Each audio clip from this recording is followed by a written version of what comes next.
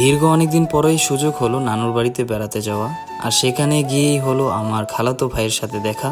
খালাতো ভাই কেন মন খারাপ করে বসে আছে সেটাই দেখবেন আজকের এই ভিডিওটিতে। তো গাইস, আমি রওনা দিয়ে দিলাম আমার নানুর বাড়িতে যাওয়ার উদ্দেশ্যে। তো আমি আড়াইজারে এসে পৌঁছালাম, এখানে কিছু কেনাকাটা করেই রওনা দেব। তারপর ফাইনালি এসে পৌঁছালাম, তার সাথে দেখা হলো এবং তার সাথেই যাচ্ছি এখন নানুর বাড়িতে উদ্দেশ্যে।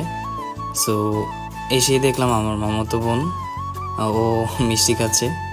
তারপর এদিকে আমার খালাতো ভাই গেম খেলা নিয়ে ব্যস্ত হয়ে উঠলো। তারপর ওর সাথে একটু বের হলাম বাইরের ওয়েদারটা দেখার জন্য। সো ভালোই ওয়েদারটা।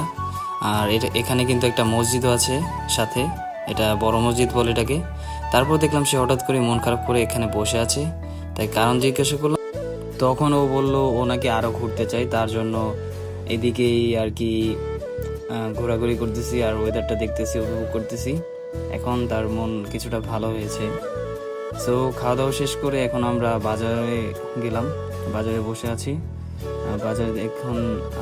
বাজার থেকে আমরা বাসার উদ্দেশ্যে রওনা দিব। তো তাদেরকে পৌঁছে দিয়ে আমরা এখন আমাদের বাসার উদ্দেশ্যে রওনা দিচ্ছি।